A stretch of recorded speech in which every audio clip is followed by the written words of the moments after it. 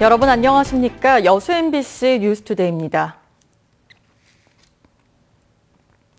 지난달 전국 주요 항만의 컨테이너 물동량은 늘었지만 광양항은 감소한 것으로 집계됐습니다. 해양수산부에 따르면 지난달 부산항의 컨테이너 물동량은 지난해 같은 기간보다 11%, 인천항은 14% 늘었지만 광양항의 컨테이너 물동량은 18만 2천 TEU로 13%가 줄었습니다. 광양항의 올해 누적 컨테이너 물동량도 71만 6천 TEU로 지난해 같은 기간 대비 9% 줄었습니다. 여수 광양항만공사는 지난해 한진해운 파산으로 환적 화물이 줄어든 것이 광양항 물동량 감소의 주된 원인이라고 분석했습니다. 여수세계 박람회장에 건립되는 청소년 해양교육원의 설계 공모 당선작이 선정됐습니다. 여수시는 전문가 심사를 거쳐 주변 환경과 조화를 이루고 평면, 공간 계획이 합리적으로 평가된 유탑 엔지니어링 건축사 사무소의 작품을 최종 당선작으로 결정했습니다. 시는 이번 선정에 따라 오는 2020년 준공을 목표로 다음 달 설계 용역에 들어가 오는 12월 공사를 발주할 계획입니다. 청소년 해양교육원은 지상 4층, 지하 1층 규모로 지어지며 사업비 140억 원이 투입됩니다. 새 정부 출범으로 서민 주거 정책에도 변화가 예상됩니다.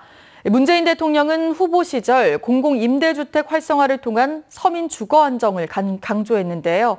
이 공약이 구체화되면 주거 취약계층의 월세 부담이 줄어들 것으로 보입니다. 박수인 기자입니다.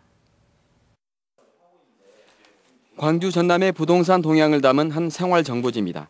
지난해와 올해 이 정보지에 실린 전월세 임대 광고는 모두 8만 5천여 건.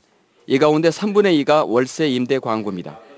호남통계청의 분석에서도 광주와 전남에서 전세 비중은 30% 이상 감소한 반면 월세는 24%가량 증가했습니다. 저금리 기조 장기화로 집주인들의 월세 선호 현상이 뚜렷해지고 있는 겁니다. 상승이 전적이다 보니까 시세 차익보다는 실제 임대 수익을 목표로 한 그래서 월세로 광고를 내시는 그런 성향이 훨씬 강해졌다 이렇게 파악됩니다. 문제는 월세 시대에선 서민들의 주거비 부담이 커진다는 점입니다. 다달이 임대료를 내야 하는 월세가 목돈을 보증금으로 맡겨두는 전세보다 주거비 부담이 2배 가까이 큽니다.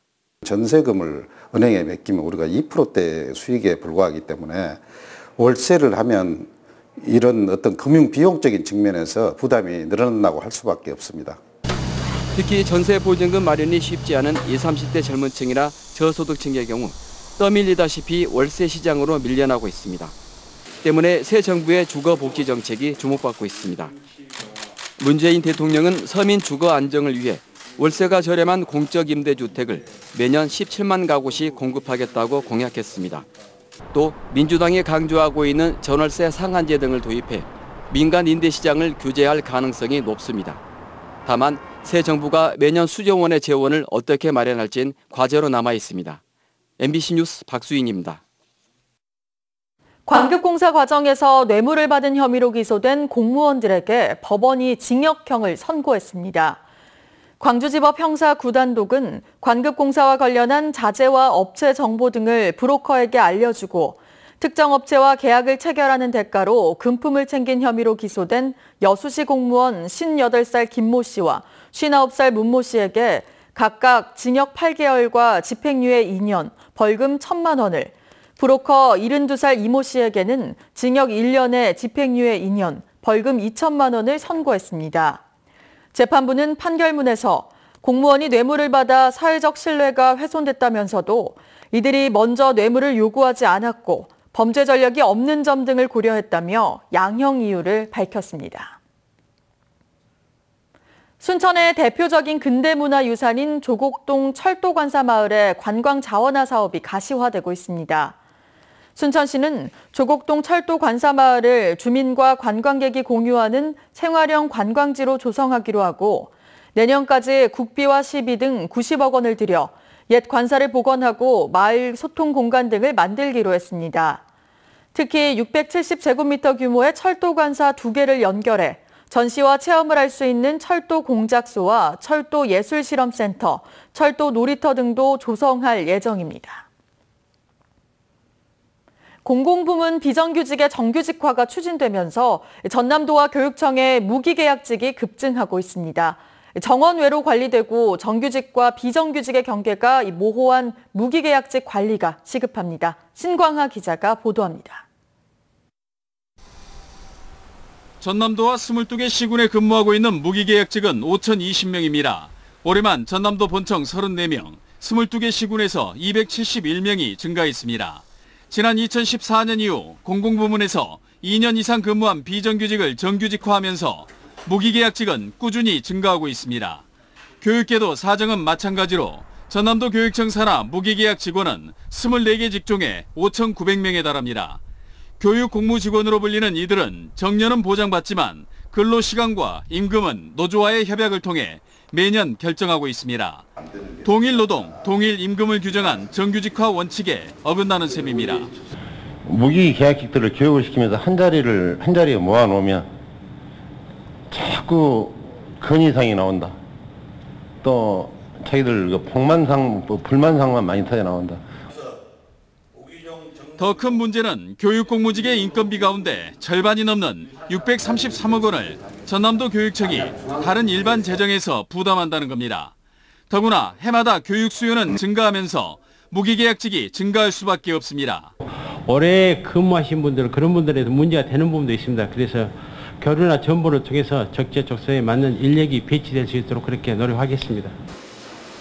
정년 보장이라는 측면에서는 정규직이지만 임금과 근로조건 등은 해마다 달라지는 교육계 무기계약직 운영에 대한 전면 재검토가 시급합니다.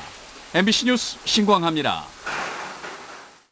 광양만권 경제자유구역청이 부진한 세풍산단의 분양률을 끌어올리기 위한 다양한 대책 마련에 나섰습니다. 광양만권 경제자유구역청은 다음 달 완공 예정인 49만여 제곱미터 규모의 세풍산단 1단계 개발에 나선 결과 분양률이 20%를 밑돌고 있다고 밝혔습니다. 광양경제청은 이에 따라 올해 말까지 입주 계약하는 기업에 대해서는 분양가를 3.3제곱미터당 85만 원으로 14%를 할인하고 세풍산단 내 외국인 투자 지역을 지정해 분양률을 끌어올릴 계획입니다. 소나무 재선충병 매개충의 우화 시기에 다가옴에 따라 지자체가 방제 작업에 나섭니다. 전라남도는 여수 등 재선충병 발생이 우려되는 도내 6개 시군 2,100헥타르에 대해 다음 달부터 2주 간격으로 지상방제를 실시한다고 밝혔습니다. 이와 함께 지상방제가 어려운 150헥타르에 대해서는 올해부터 무인 헬기를 이용한 항공방제가 시범적으로 이뤄질 예정입니다. 여수시가 청년 일자리 창출과 사회적 경제 활성화를 위해 여수형 청년 사회적 기업가를 육성합니다. 여수시는 사회적 기업 운영을 희망하는 청년 가운데 4팀을 선발해 최대 2천만 원까지 창업 비용을 지원합니다. 또 전문 멘토를 통해 창업과 경영 과정을 지원할 예정입니다. 월요일인 오늘도 낮 동안에는 가벼운 옷차림이 좋겠습니다. 여름 더위가 기승을 부릴 텐데요. 특히 지금 경상도 내륙지방을 중심으로는 폭염주의보가 발효 중에 있고요. 앞으로 대구가 35도까지 치솟겠습니다. 그 밖에 청주와 광주 32도, 서울도 30도 안팎까지 오르겠습니다. 여기에 햇살도 따갑게 내리쬐면서 자외선 지수가 강하겠고요. 오존 농도도 짙을 걸로 보여서 조심하셔야겠습니다. 또 지금은 공기 상태가 양호한데요. 차츰 서풍 계열의 바람을 타고 미세먼지가 날아들 가능성이 있습니다. 오늘 오후부터 밤 사이 중북부 지방을 중심으로는 미세먼지 농도가 일시 나쁨 수준까지 오를 수 있겠습니다. 현재 전국 하늘은 대체로 맑은 상태고요. 서울 등 내륙 곳곳으로는 옅은 안개가 드리워져 있습니다. 오후 시간대도 하늘은 대체로 맑겠고요. 서해안과 영동 지방에서는 바람이 강하게 불어들겠습니다. 출근길 현재 기온 보시면 서울과 춘천 19도, 전주 18.9도, 창원 20도 안팎을 보이고 있는데요. 한낮에는 서울 29도, 광주 32도, 대구 35도까지 치솟겠습니다. 내일까지는 더위가 계속되겠고요. 수요일인 모레 전국 곳곳에 비가 오면서 더위를 식혀줄 전망입니다. 날씨였습니다.